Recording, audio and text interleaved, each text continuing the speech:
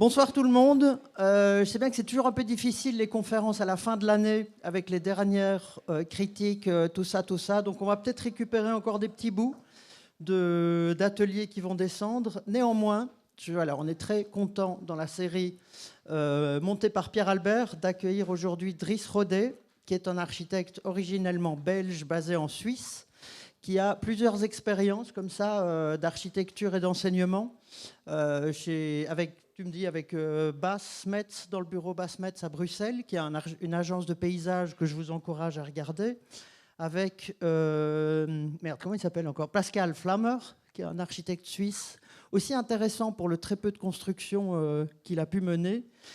Et je dirais dans un accompagnement d'enseignement aussi avec Jeannette Co sur des objectifs, des méthodes de travail et de pédagogie à travers des grandes maquettes et des choses pareilles. Et puis vous avez monté votre agence il n'y a pas très longtemps avec Charlotte Truwant et tu vas venir au nom de vous deux nous présenter quelques démarches qui interrogent à la fois des conditions d'enseignement et je dirais des conditions de pratique de l'architecture avec un lien assez fort quand même avec le monde de l'art, avec le monde de l'autoconstruction par moment. Donc je pense que ça résonne avec pas mal de sujets sur lesquels vous-même vous travaillez en ce moment. Et puis voilà, je te souhaite juste la bienvenue. Et puis après tout ça, comme d'habitude, le bar sera ouvert, mais on pourra le dire seulement après. Et néanmoins, bonne soirée. Et ah oui, toi, tu as déjà un micro. Ok, c'est bon. À toi. D'abord, merci beaucoup pour l'invitation. Merci pour être venu, même s'il y a tous les critiques finales et tout. Nous, on a fini la semaine passée, alors je sais que c'est pas évident. Cédric nous a donné déjà... moi, je ne suis pas francophone à la base. Je vais commencer en français. À un certain moment, je vais probablement switcher en anglais, mais ils m'ont demandé de commencer en français. Alors, désolé pour les fautes et les petites hésitations. Alors, moi, je m'appelle Dries Rodet. J'ai le bureau avec Charlotte Truwant à Bâle, comme Cédric l'a déjà bien introduit. Et... oui, on a un bureau, mais ce n'est pas juste nous deux. Quand même, on est beaucoup de monde qui ont le bureau ensemble. Et c'est aussi quelque chose pour nous qui est assez important, que le plus dans notre nom, on travaille beaucoup ensemble avec des autres bureaux, ingénieurs, artistes, etc. Parce que l'architecture, nous, on ne voit pas ça comme quelque chose que nous, on conçoit tout seul. On prend un peu distance de l'artiste architecte. On partage le bureau aussi avec beaucoup de monde, qui est aussi important pour nous. C'est une sorte de un grand lieu où il y a beaucoup de disciplines qui peuvent venir ensemble. Mais on prend aussi le temps de faire des conférences et on a fondé une petite association, Das Verein, c'est une petite blague allemand. Mais aussi pour garder, en fait, pour donner une plateforme à des jeunes bureaux. Je pense que c'est quand même assez important pour discuter aussi sur l'architecture. Et spécialement aujourd'hui, on en est dans le monde et dans le monde d'architecture. Quelque chose qui est assez important, c'est un peu notre héritage, d'où on vient. Moi, j'ai travaillé dans le paysagisme, même si je suis architecte à la base. Et aussi, Charlotte, elle a des liens. Elle a aussi encore passé un petit moment chez Metz et même dans cette éducation sur le territoire et les paysagismes. Et pour nous, la question a poussé petit à petit, qu'est-ce que ça veut dire l'architecture aujourd'hui et c'est quoi le lien avec le paysagisme? Comment on peut aussi voir l'architecture plus sur quelque chose comme une sorte, dans les mêmes philosophies du paysage, quelque chose qui n'est jamais fini, qui est en construction continue, qui atteint jamais un moment où il est complet. Et tu reçois quelque chose à la base, et tu dois le maintenir, tu dois le développer, et tu le passes à quelqu'un d'autre. Alors, je vais essayer de vous présenter à travers quelques projets cette manière de penser, et spécialement alors le parti sur les fragments, qui est très lié à cette idée du temps et l'évolution dans l'architecture. Donner une conférence, en général, c'est déjà un certain exercice, parce que pour nous, c'est aussi une manière juste pour vous expliquer, aussi pour nous, c'est aussi une manière de regarder notre propre travail et d'essayer de créer une sorte de narrative aussi dedans, qui est peut-être de temps en temps indirect là-dedans. C'est pour ça aussi qu'on parle aujourd'hui sur les fragments, c'est quelque chose qui nous intéresse vraiment, pour le moment, on essaye de regarder notre travail à travers de ces lunettes, en fait. Alors, le paysage, l'architecture, la fontaine de la Jouvenance. C'est un projet qu'on a gagné en 2000, je dois vite regarder, 2018, ensemble avec l'artiste Fabian Marty. C'est un projet d'art intégré qui, je ne sais pas si vous connaissez les projets d'art intégré, c'est en fait, il y a un pourcentage de budget quand il y a une construction neuve qui va à l'art, vers l'art, pour une installation qui a en fait pas de programme, tu reçois juste un budget. Nous, on travaille beaucoup avec l'artiste Fabian Marty ensemble et il avait demandé à nous de travailler sur ce projet. Et après, on a aussi les ingénieurs ICE, ils sont aussi venus sur le projet. C'est à Lausanne, en Suisse. On voit le lac Le Mans en bas, juste à côté de l'EPFL, à l'université d'architecture et d'ingénierie. Il y a un nouveau campus qui arrive, qui va être construit par Jan Kinsberg. Et ça, c'était le projet qui était juste gagné. Et c'était un campus, campus santé, ça s'appelle, pour docteurs, infirmières, etc. Vous voyez ici le... Non, vous ne voyez pas le souris. Vous voyez le projet en haut à gauche, les petites formes PlayStation. En fait, c'est sur les côtes bourdonnettes, ça s'appelle, et c'est un terrain qui est vraiment en pente. Et il y a beaucoup d'eau, en fait, qui est sur le terrain aujourd'hui. Nous, quand ils nous ont demandé qu'est-ce que vous voulez faire, assez vite, c'était clair pour nous de faire quelque chose dans l'espace public, qui était le parc au milieu, entre tous les bâtiments, et pas se focaliser sur un des bâtiments. Et assez vite, l'idée on a un problème d'eau, on a une situation là, on veut faire une fontaine. Et c'était une sorte de vœu du début. Comme qu'est-ce que ça veut dire, une fontaine dans un parc, une fontaine de 120 mètres de longueur, qui va en fait croiser tout le parc, comme on voit la ligne noire au milieu du dessin.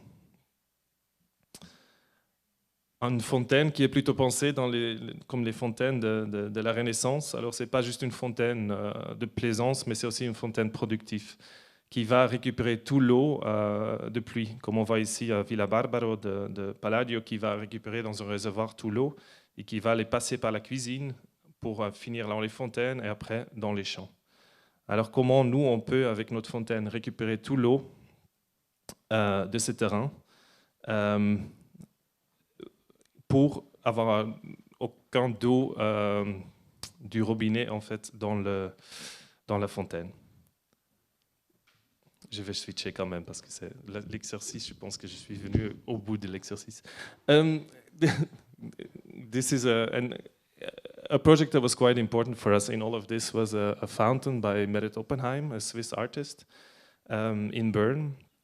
And she built this fountain in 1983, which you see on the right, which is a concrete column where slowly water drips from the source water that comes from the mountains full of chalk.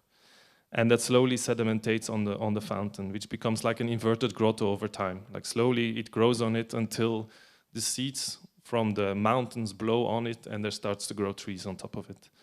So our idea of our fountain was not how can we make kind of a very expressive fountain, but how can we grow a fountain? How can we actually set up conditions that would create the perfect environment for plants to grow, for a certain nature to grow. So we go from very fast water to very slow, to rough concrete, very smooth concrete, to create, like in this Renaissance fountains, like in Tivoli, a variation of nature over the whole place. So from the big reservoir in the beginning, with moss growing it, on it to a more river-like situation to get into a big reservoir. Using a big amount of prefab elements. A lot of times we work with a lot of prefab and things we find, kind of objets trouvés, that will grow slowly into this kind of new nature that will grow on that site. The artist Fabian Marty, who works with us on it, he will then do interventions upon the fountain that will even change these textures. So at the end, it's really the idea, how do you set up conditions rather than actually start to draw everything. So it's much less about form than about kind of what can happen over time, with the idea of uncertainty also incorporated in it. Of course, to make the link then back to architecture, I wanted to quickly show a project that we did for the Swiss Pavilion in Venice, a competition that we lost. We did it together with 10, a studio from Zurich. The Swiss Pavilion is a pavilion built by Bruno Giacometti in 1952, a modernist pavilion that tries to create good conditions for art. But when it's built, it's actually more towards the end of the Venice pavilions. It's one of the later ones. We see its specific situation with the trees. There was an old park before they started to put the pavilions in it, and you still see the big red dots going through the pavilions, which is the old line of the trees of the main axis of the park. So the Swiss were still allowed to build the pavilion, but only if they kept the tree, and they would have a courtyard and build around that tree, because the trees were much older than the pavilions. So we see the plan more like this. If you look at the roots, they're under the pavilion. The pavilion is built on top of the roots of the pavilion. So, but what happens when a tree falls? So we got the news that the tree was dead. It died because of climatic problems. A lot of the trees are getting sicknesses in Venice, and they're slowly dying. This one is fully dead, and then our question was, okay, but can we just make a whole project about changing a tree, about taking it out and putting a new one in there? So this turned into a whole question about the maintenance of the pavilion. What does it mean, these pavilions? What is their state? What is their possibility? What is their history, and what's their future? So instead of just looking at the time of the Biennale itself, can we stretch it much longer? Can we start already now? Now that was in the competition then. Thinking about kind of almost like this whole year of process on how to take the tree out, use it to,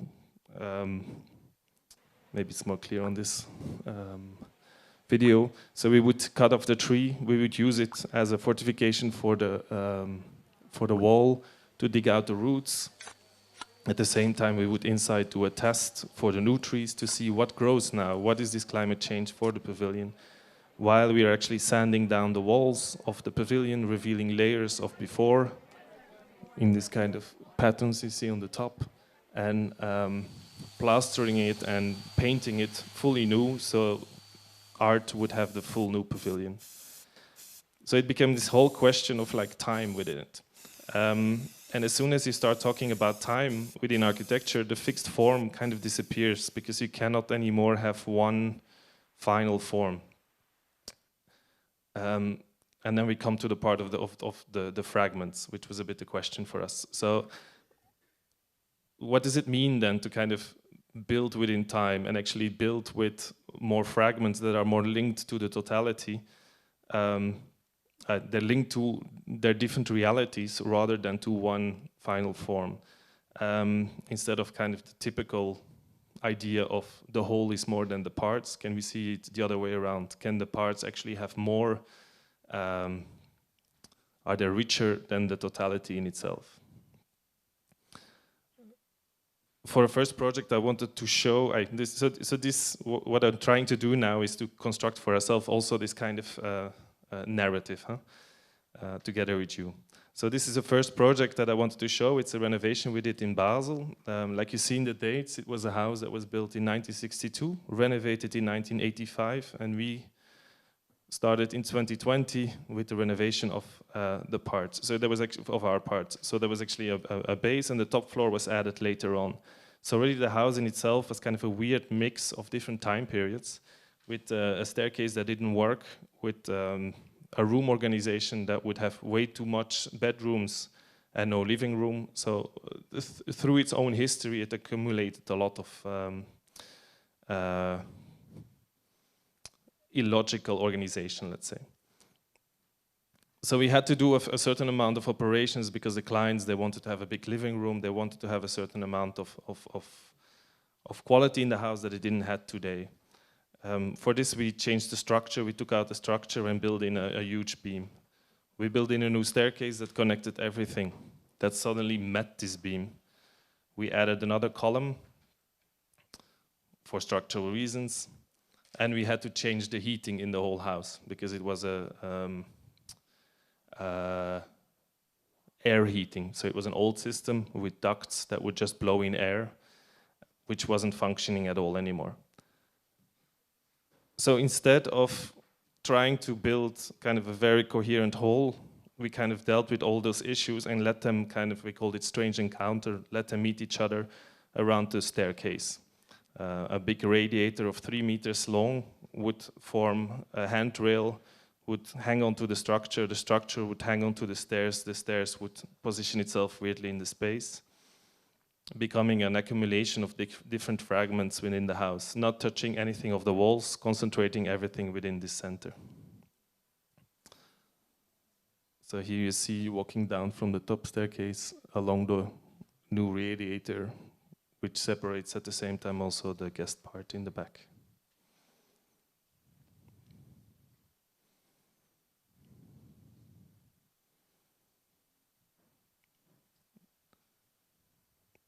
Creating this kind of weird knot in itself, where everything is kind of overlapping in a certain way.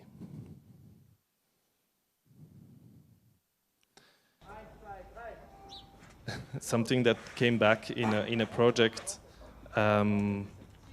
for an office space in Basel for engineers, Snetzer Puskas, an engineer's office that would have their offices on the first floor of the Anfos house, quite ambitious building of the 60s in Basel city. And they needed extra space. So the question was, how can we actually extend our space? And they bought on the ground floor a shop that would become their break space, their break room, as well as their meeting room, as well as their public facade to the outside. Like you see, this is the original plan of '69, and the space would be here. So you see, there's a staircase. It's this typical building grid structure that's filled in, and you would have a staircase to go to the basement where there would be a swimming pool.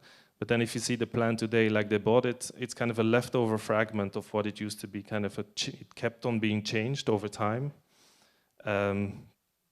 Which gave us this extremely weird carved-off space. So the staircase disappeared, a piece came to it. Here you would have the facade, and here you would have another window. So we got this very complicated, fragmented space in itself already, where you cannot do a lot with it somehow. What do you add to this to make it even more cluttered? And the space in itself was actually quite unpleasant, let's say. It's very low. It was 2 meters 40, with a floor that the clients hated. They really disliked it. And it was very dark, like you can see here, with structure falling in the middle of the space. And as soon as we started with the renovation and we took out the fake ceiling, everything came down, and we saw that we still had 50 centimeters under the fake ceiling, where there was a lot of pipes and a lot of ventilation and techniques, which were just somehow rammed in there. They were not functioning anymore, but they were still usable. So we actually decided, together with the client, to not take them out, although they were not according to the norm. But they signed for us a paper to acknowledge that it's okay, it's enough to ventilate, and we added a new monoblock to it to make it function. Second part, fire security. Suddenly all the beams were not fire secure anymore because they forgot to do that in the last renovation. So, and it became this kind of super technical project where it's just like layer on top of layer. Here was electricity. Electricity came down. How do you deal with that? And it became this. So, and at one point, solving all these problems, we also somehow realized the project is only there. There's nothing else to do in the whole building, but to solve the ceiling with its techniques. just a few small interventions we added to actually focus all the attention just to this kind of performative ceiling. We painted the structure green, so you would see suddenly again what was the structure of the building behind it, and you would see the white walls as an infill. We added new lamps to it, like a new ceiling, which we made ourselves first, like Cedric was already telling before. This is kind of, you go to the Bricorama, I don't know how it's called in France, and you buy yourself some profiles and you can make lamp, it's really easy. And they would make a new ceiling, so we don't have to treat also everything which is above the old fake ceiling, because it would cost us too much to finish the walls. You see the little blue edge? It was a fresco of a Roman palm landscape that disappeared behind the plaster, but that suddenly appeared again. And then one more thing we did was we added a curtain rail to organize the space how they wanted it. So there's like a different possibility of configurations between two different types of curtains that were done by Chevalier Masson, a Brussels office. This gave us the project, which is just a ceiling full of possible configurations of kind of closing off a meeting room, closing off a kitchen, turning it into a presentation space, hiding the jackets behind the curtain. So at the end, the whole project became just this focus on the ceiling, and the clients, they even liked the floor at the end, because you wouldn't look at it anymore, you would just look up to the ceiling. You would forget to look at the ugly floor, so we could just leave it. And you get this kind of complicated plans.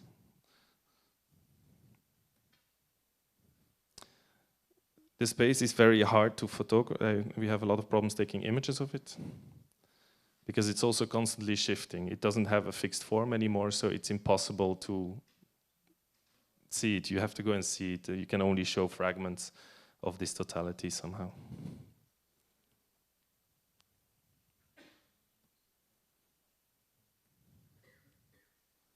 I quickly go to them. To come to another project, to kind of continue in this the technicality of also of this project. The Centre Culturel Suisse, a project we do together with Thomas Renaud and Marie Boenders of the office ASBR, who are in Paris. Centre Culturel Suisse is an institute within Paris run by Pro Helvetia, which is an organization within Switzerland to promote Swiss culture. And they have this space, I don't know if anybody of you has been there, but it's a space in the middle of the Marais, in the middle of a courtyard, quite hidden in the back. So you see only there's like a 6-meter facade on the Rue des Francs-Bourgeois, and all the rest is in the inside of a building block.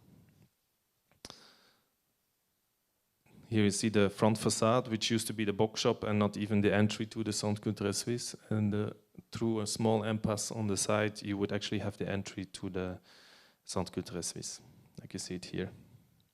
It's the yellow arrow here, and then the number 32 would be for the bookshop, and it would not even give you entry to the space. The building, or the kind of the conglomerate of different buildings, they all have a different history. It goes from the Hotel Pouspin, which is from 1603, to the ateliers, which are in the garden, in the old garden of the Hotel Particulier. Then there's the shop, which is from the Haussmann period, set back because they wanted to do a new street line. And then the impasse, which is almost medieval. And it had been renovated in 1985 to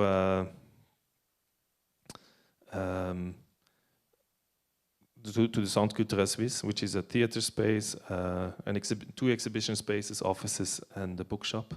And at the time, what they really tried to do was to bring in a certain symmetry. So it was the 80s, it was the idea of the white cube on top, the black box on the bottom. Everything had nicely its functions and was actually quite determined. And the weird thing is within the Marais, it's such a build-up, such a palimpsest of different stories. To kind of impose a symmetry upon it, it's very difficult, but they somehow try to do it. So you get these different entities, which then over time actually got fully built up, because since the 85 they kept on doing renovations until it was fully blocked also. You see the theater space suddenly is fully black. There's been renovations in the Hotel Particulier. When they came with the competition to us, it was just a question of techniques. Like, it's not handicap accessible. It's not insulated, it's not ventilated, acoustically it sucks. That was the question. So it was just a list of things that wouldn't work. Starting to work on the competition, you realize very fast, like, to come to all the demands they actually imposed upon us, all these questions, we would actually have to add a lot of square meters, because it would actually be, it's a lot of machinery that comes to it. It would grow a lot. And they would lose square meters because the whole Marais is protected, so we cannot go anywhere. You cannot go up, you cannot go down, left or right. We have 15 centimeters, we can go around somehow. And to tell a client that they will have less square meters than they have today after the renovation is a very difficult thing. So together with Thomas and with Marie, we looked at the project, and we somehow were thinking, how can we not just make everything bigger, but how can we kind of change the full way of how it functions? How can we actually make that the theater space itself is not a theater space in itself, but you can open the back wall and the foyer can become part of it, and the courtyard can become part of it. And whenever you do something, you can just switch around to come to a plan that's much cleaner, where you can suddenly take out all the circulation. There's no more circulation, so we would actually win square meters and have a much cleaner project. The entry we do from the number 32 on top, and we would just make a big ramp to enter, because we have to span 80 centimeters, we have to go up.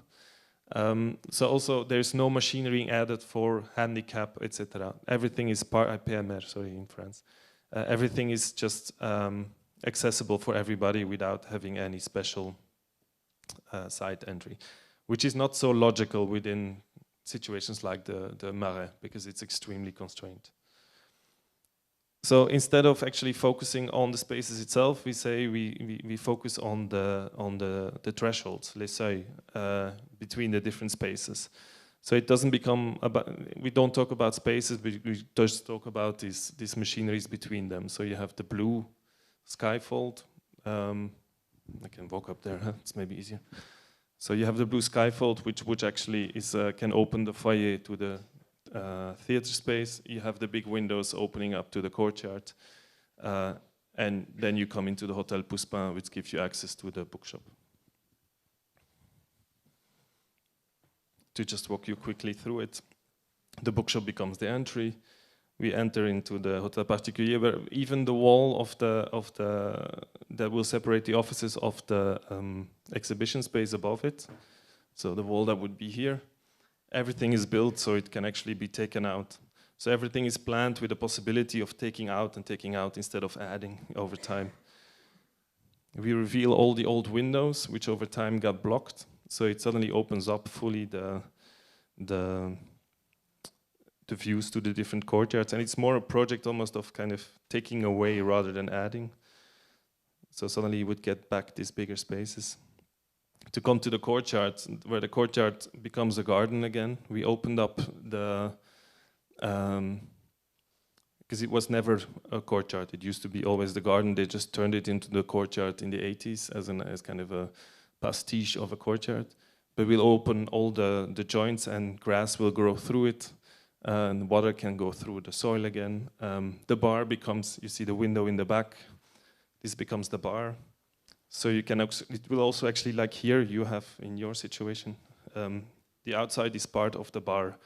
There is no inside bar anymore. We just accept the courtyard as a usable space.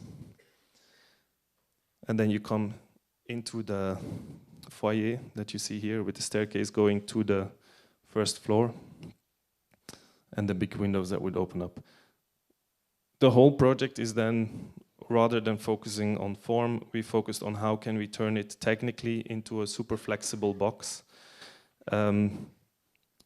So we can have an endless amount of configurations with very simple scaffolding tribunes to have fully openable, closable, and a whole area of situation, which actually becomes all very technical. We kind of, as more as you work on this flexibility, the more technical it always becomes, because you have to be able to change acoustics around, etc.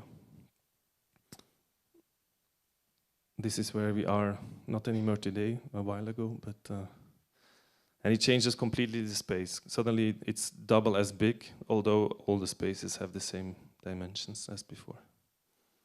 On the first floor there is the exhibition space, where we just bring back the old structure and turn it rather into a working space. So the goal is to turn the whole Centre Culturel Suisse into a space of working, more an atelier than it is actually just an exhibition space.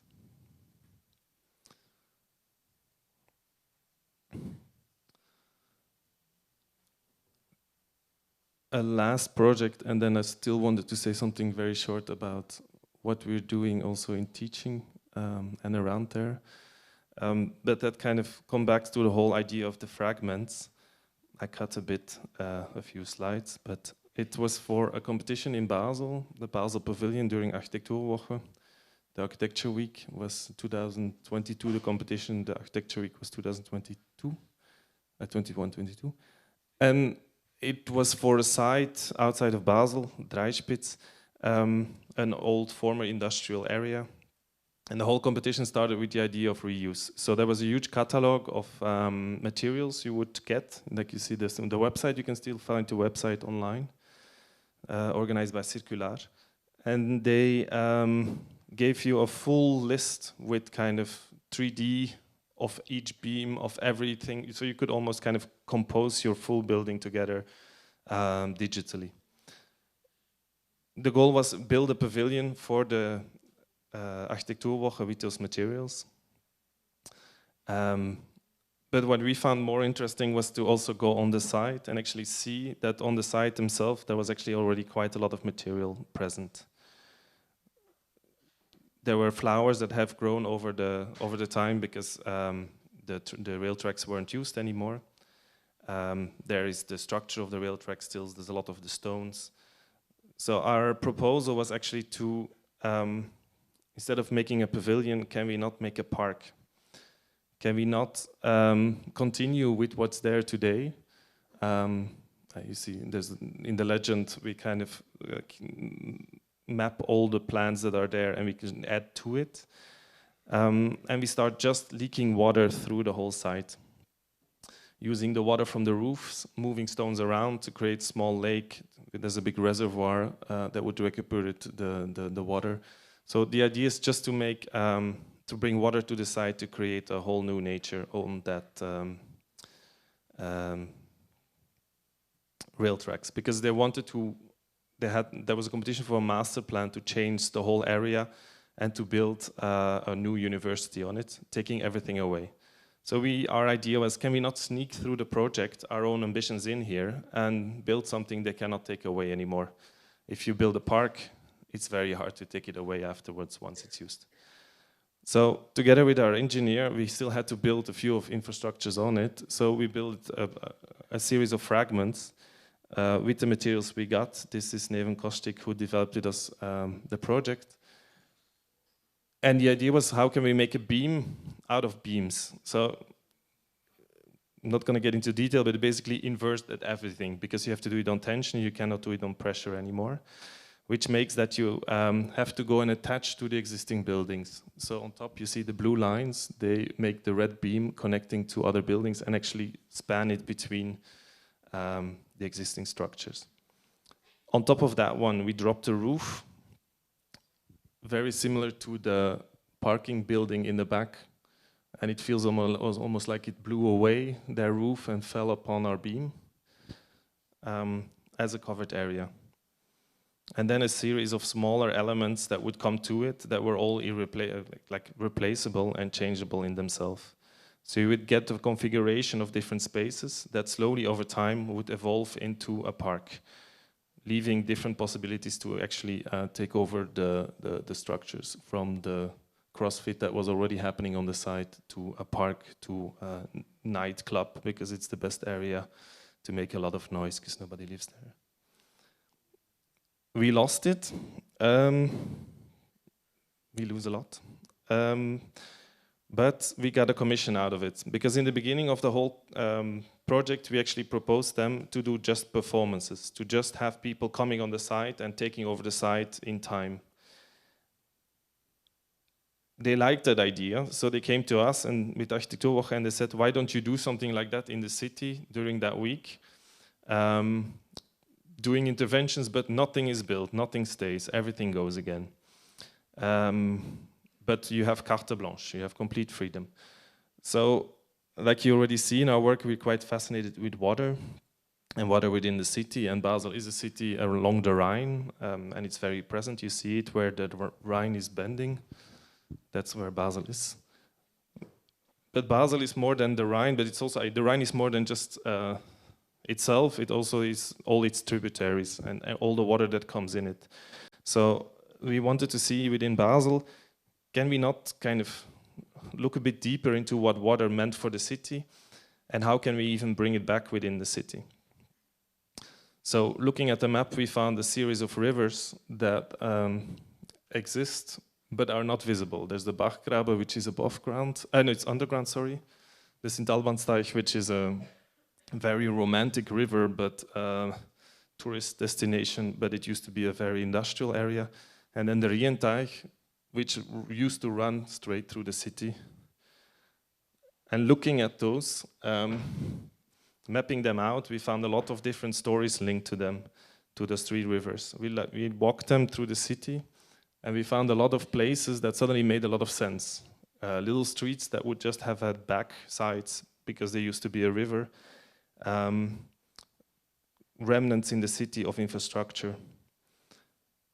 So we brought together all the stories and tried to map them out in a bigger map. That would be the guide through the Architekturwoche.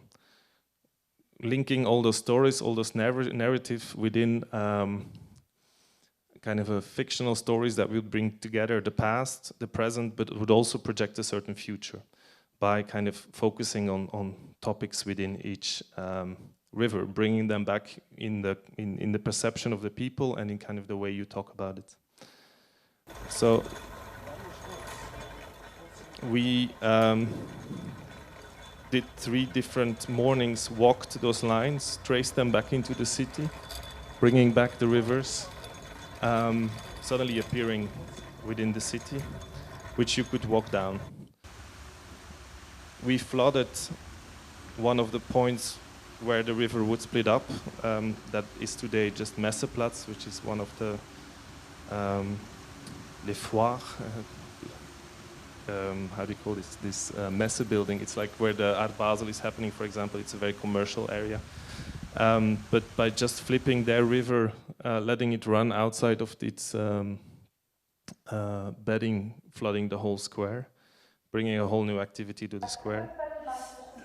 We invited a collective of musicians to reenact music within certain places in the city, referring to the water in a rather reservoir, an old vault of where the river used to used to run.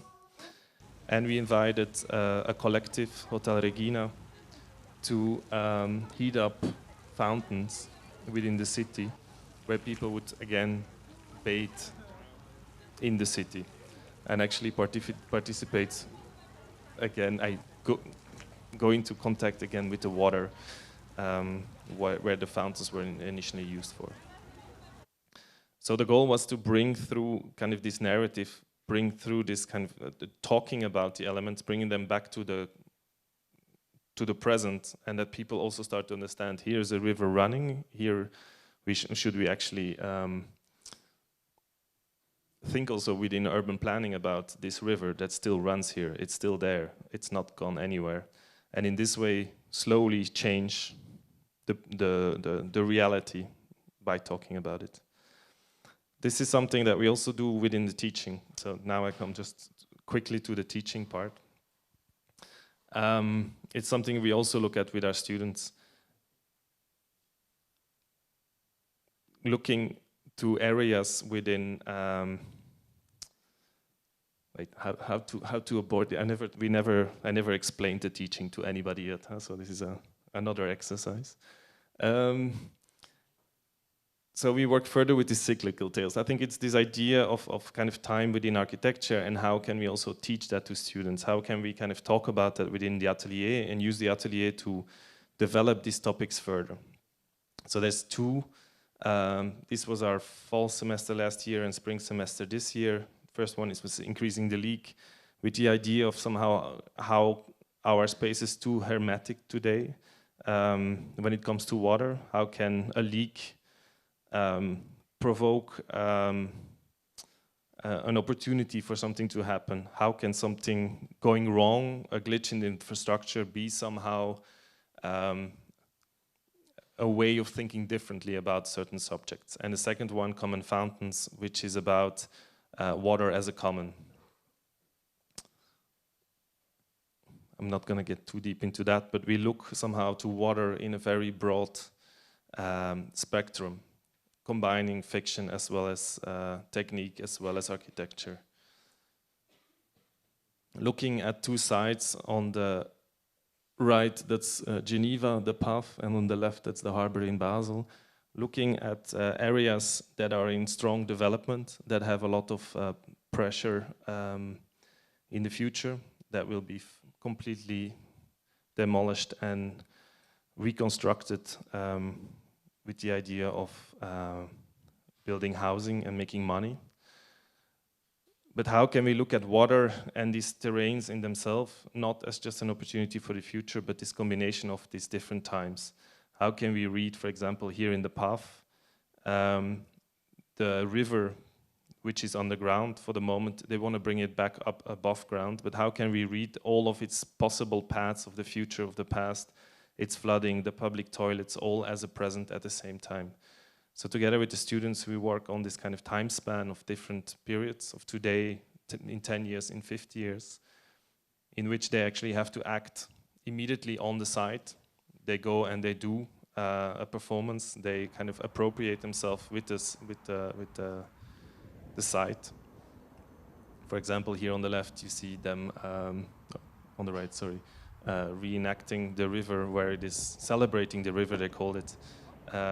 Bring it back above ground for a few seconds. And on the other side, you see a fountain made by the students. To then talk about how can we then, in the next 10 years, take over that site, plan a program to, we call it possible futures, to propose in 50 years a very open-ended proposal that could deal with situations with the future in a very open-ended way, let's say, to not be deterministic and give the possibility to evolve. Thank you.